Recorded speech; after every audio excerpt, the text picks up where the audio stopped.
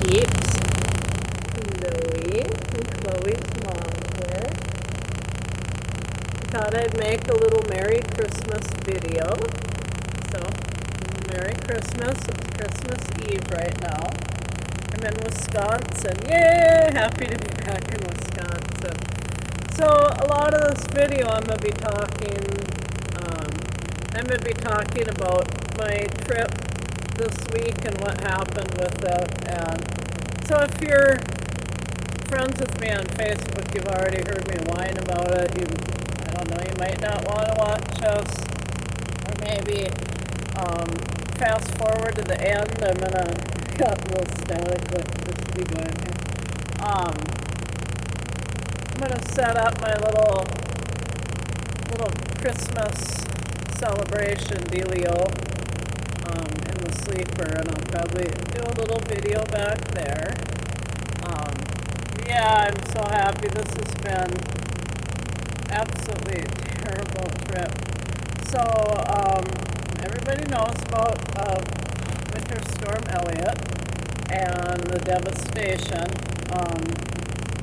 So when I was hearing the reports about it, it's like, oh my gosh, it's going to be going in a westward path as I'm driving west, and I'm going to be stuck with this storm my entire trip. Yeah, it was pretty bad. Last week when we had Liam, or whatever the last week's storm was, Amsoil actually got my load ready a day early so I could get out ahead of the storm. And then all the storm was, once you got to Indiana and Ohio, it was rain. There was no snow. So, I got out of Wisconsin and Illinois before the storm hit, and then when I got to Indiana and Ohio, it was pouring rain, but it was just rain. It was like 40-some degrees. Yeah, so it was no big deal, and then by the time I came back, the storm was over up here. So this is really distracting me. It's crazy. I think it's dry in my truck. And I just washed, I just took a shower, so. This is crazy. I can put my hat on, I suppose. I put my hat on.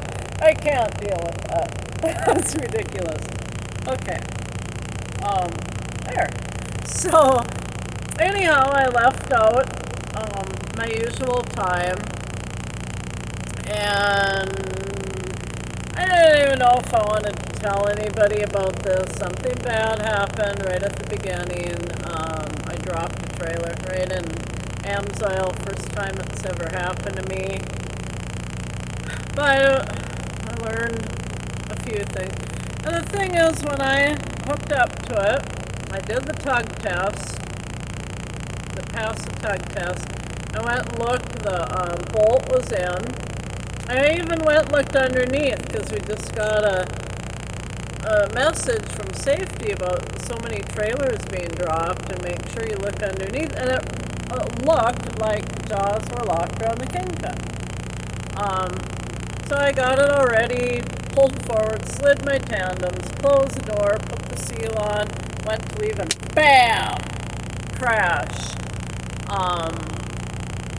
Yeah, terrible and embarrassing. So two guys from the shop came and helped me. And what we did is, so you can lower the airbags on the back of your tractor. So I lowered my tractor down and then ran my truck underneath the nose of the trailer, and then inflated the airbags, which lifted the trailer up, and we cranked the landing gear down. And then if you have blocks of wood, which I'm going to get some to carry with, then you can, once it's landing gear is sitting on the ground, you can let the air out of your suspension, drop your suspension, put wood blocks in there, raise it up again, crank 50 feet down, a couple times of that, and then you come back right into the trailer. So I don't really know what happened. My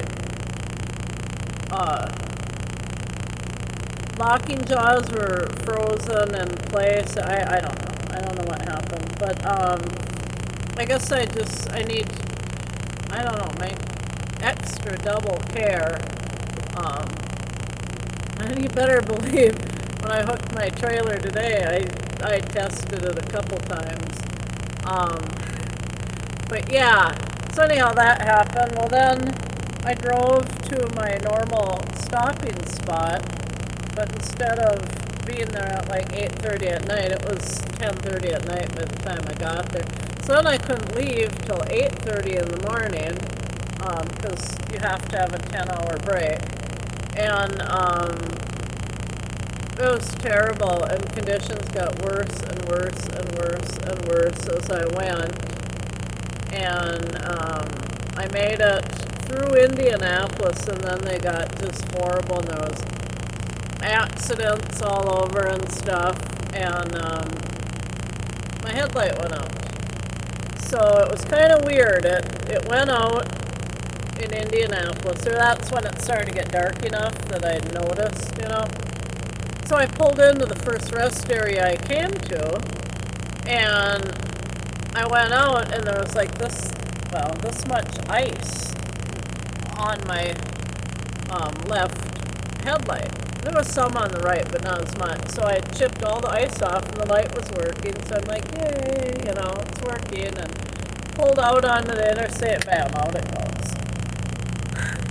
So I went and stopped at a Love's, and thought, well, maybe it just needs a bulb. I can get a bulb. So I popped the hood open, and it's like a broken wire or something. So I got it, so it stayed on.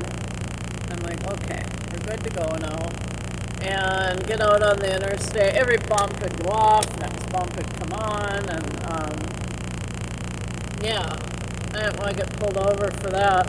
So and then it was getting worse and worse and worse. It was sleet, and it was freezing all over. So I pulled into a rest area. Normally I drive all the way to Columbus and dock my truck. But this time it was about 100 miles from Columbus. So I'm like, well, at least I'll make it there.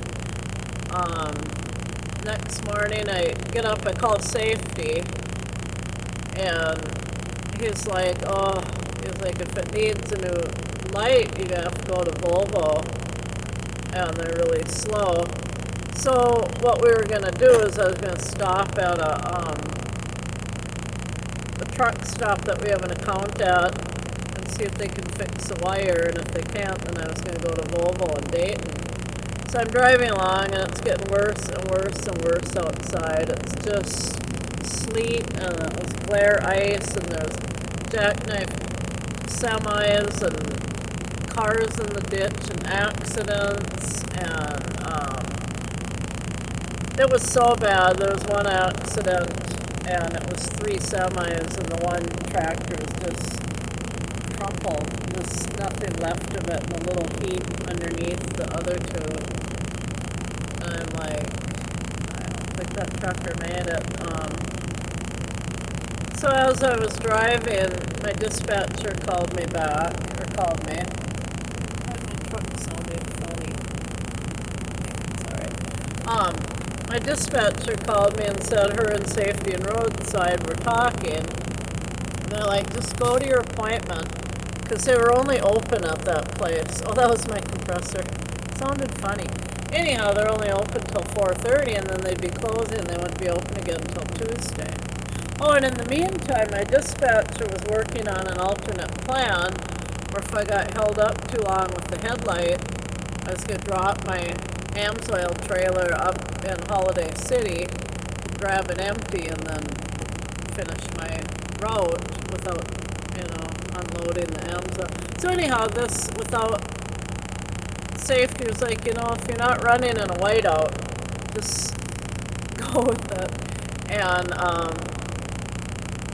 unload your trailer and go back to Indianapolis, get your reload, and then deal with the headlight. So I was really thankful for that, because the Volvo was down in Dayton, and as I'm driving, I hear on the radio that there was a bad accident, and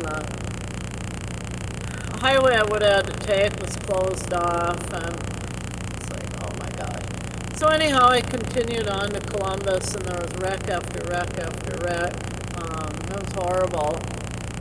And got to Amsoil, got unloaded, and stupidly I thought since I was going west and it was going to get better as I went. And it was afternoon and it was light out, and it stopped snowing at that point. It was just kind of blowing around, and it was icy in Columbus, and it wasn't plowed, so there was ice with snow on it and stuff. I thought, it's going to be better than it was. It was absolutely horrible. It was like the frozen apocalypse. I went by the first rest area. It wasn't that bad yet. I thought, okay, I'll make it. I'm probably not going to make it all the way to Indianapolis, but I'll make it as far as I can. And it was 90 miles to the next rest area. It was like a 6-hour drive. It was absolutely horrible. It's just massive amount of crashes and wrecks and jackknifed rigs, and it's terrible. When you're driving a truck, there's not a lot you could do. If you're in a car, you can take the next exit, go somewhere. In a semi, you don't take an exit because you might end up in a spot you can't get out of. You just can't do that. You have to wait until you have a spot.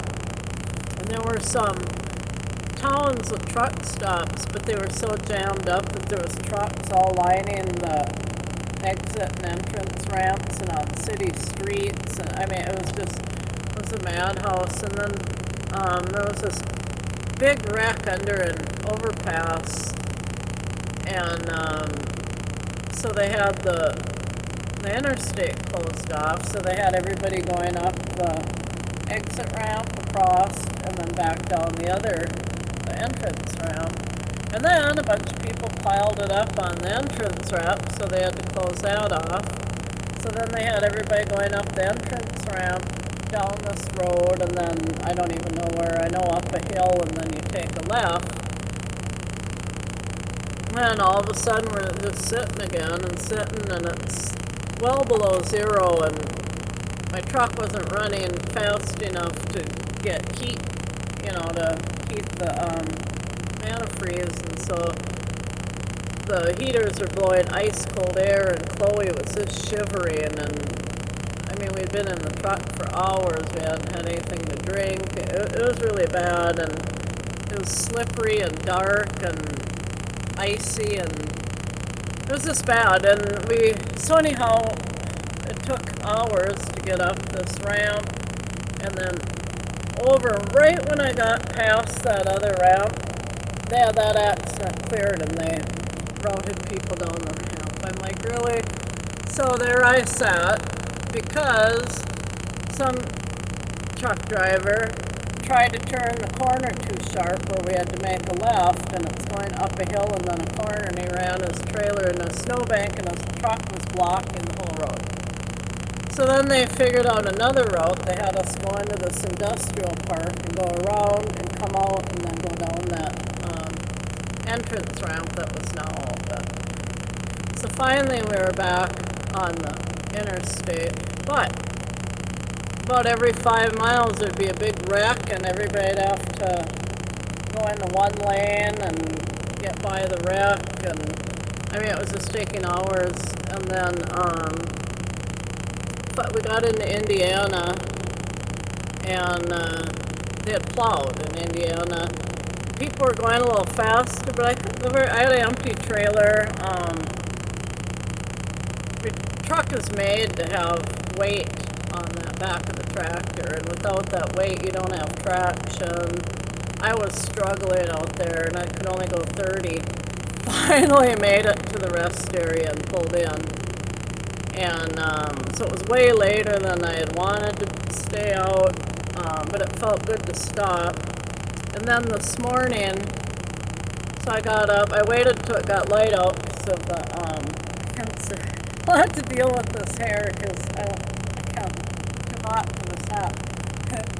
So anyhow, I feel like this is going way too long, but whatever. So, in the morning it was still pretty bad, and I could only go like 45 with my empty, but it was only like it was only like 59 miles or something to Indianapolis. At one point I'm driving along and this Peterbilt comes blowing by me, and he says, over the CB, he said, if that's all the faster you're going, get the fuck off the road and go home. I said,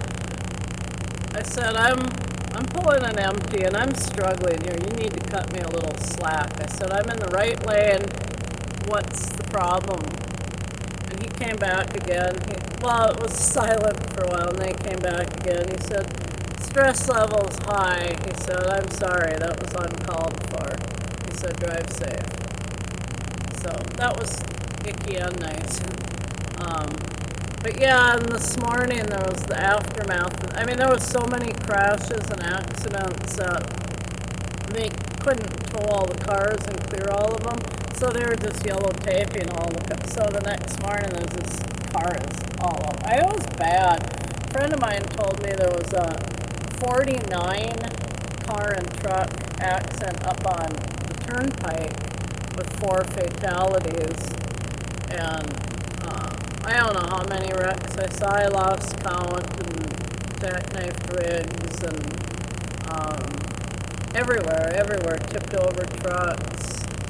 2 of them, I'm pretty sure there was fatalities, or one was a semi and the other was a car versus semi in the car. It might have been a truck pickup, it might have been an SUV, I don't even know what it was. But it affected me. The commercialism and the materialism of our country is so that people die, so people can have all the stuff they want. It kind of bothers me. I mean, if the store is out of blue felt, and that's what someone needed for the, I mean, they're just on and on and on, and I get it, like I get disappointed when there isn't the Jif individual little cups, but I don't want somebody to die to get that for me. And I mean, even where truckers didn't die, there was a lot of lives ruined. I mean, their truck is smashed up, or maybe it was the company truck and they lost their job. And people in cars trying to get home from work, and I don't know. It bothers me. A lot of friends have said, "Oh, you did so good. You should be proud of yourself." I don't feel proud. So yeah, that's my story about the storm. Today was so much better. I got to the shipper, and my trailer was, I feel bad about dropping that trailer there, but I don't know, I can't wash it. It was way below zero. So I'm dropping it, and I had to take my pry bar and my hammer and chisel ice off the landing gear and around the 5th wheel. And I had to do that in the morning around my tractor tires. There was just like stuff hanging off the frame that was rubbing up against the tire. It was bad, and I don't know how many times I had to scrape all the ice and stuff out of the tail lights. But yeah, I dropped that nasty snow and ice and dirt encrusted trailer. I got my nice clean, well, it's not clean, but nice one, and still light.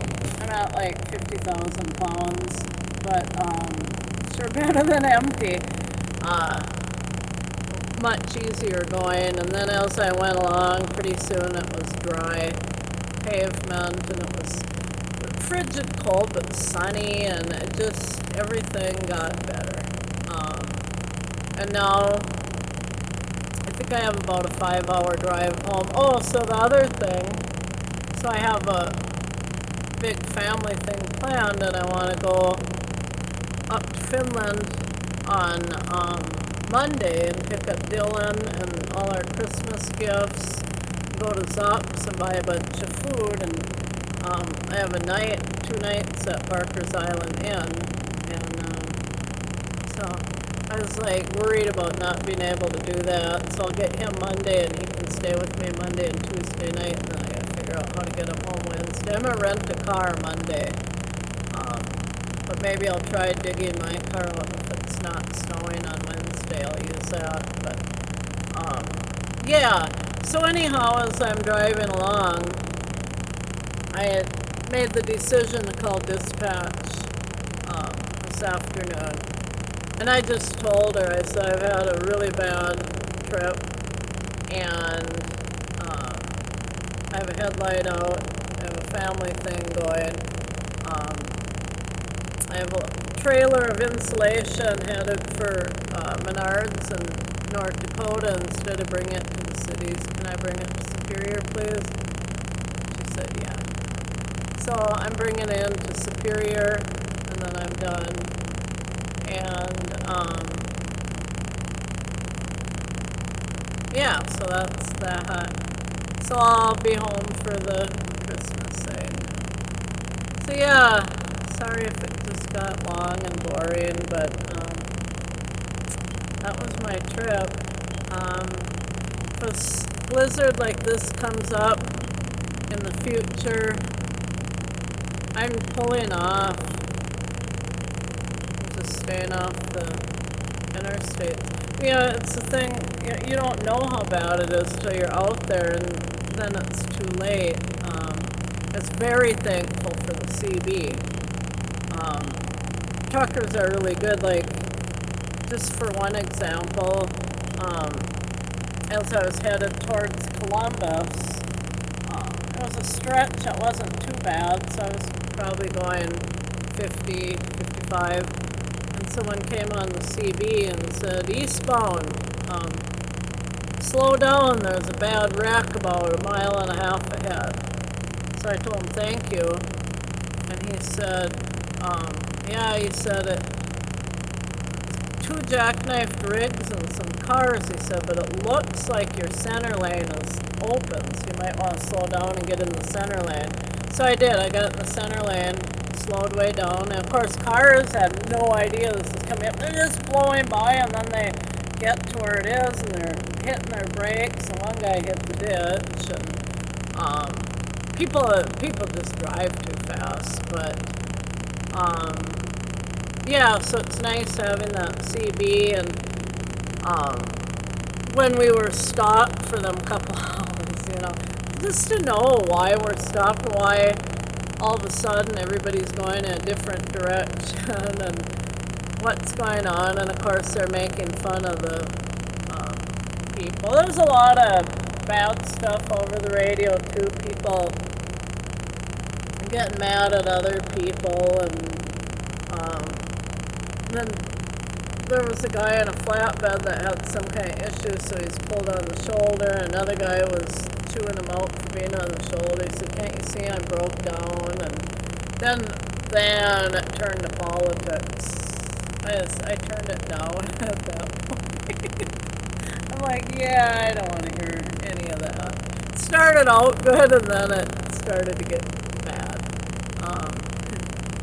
So yeah, that's that part of my video. I'll show a little bit of what I'm doing tonight, and then we'll end it. Your little ears inside out.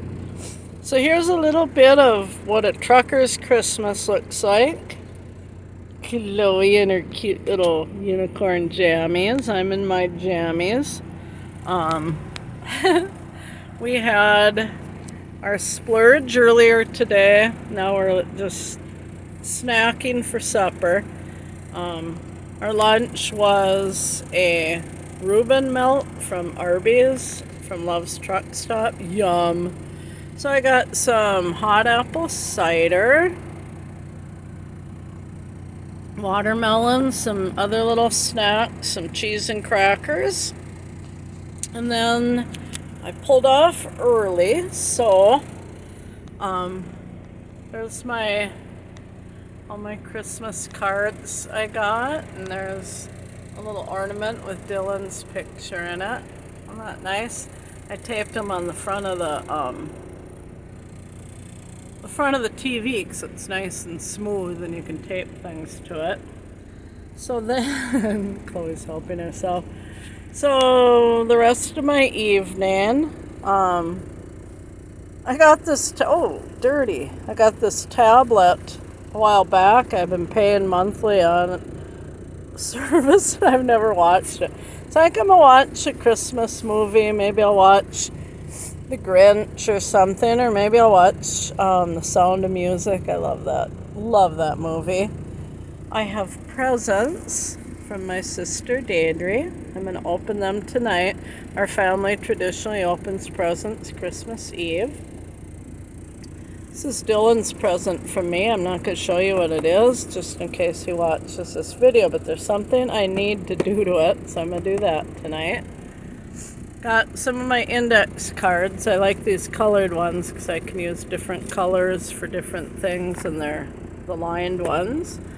And I want to make up a list of things I need to start carrying on the truck. So I can get more organized, and I'd like to maybe next week just have one day where I can organize all my truck things. I'm not talking about all my, my living stuff. I'm talking about, like I've been carrying 2 gallons of windshield fluid. That's not enough. I need to start carrying 4. I need to check over my tire chains again, and maybe have Joe help me and make sure they're okay.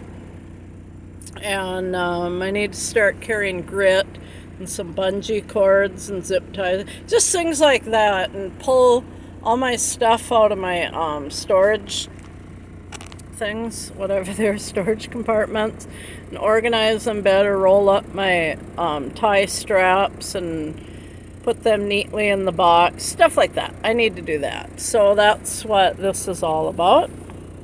And then I'll do Bible reading, of course. I try to get Bible reading in every night. I don't always. I started out doing this thing for the month of December of reading one full chapter in Luke each night, and then you'll have read all of Luke by Christmas.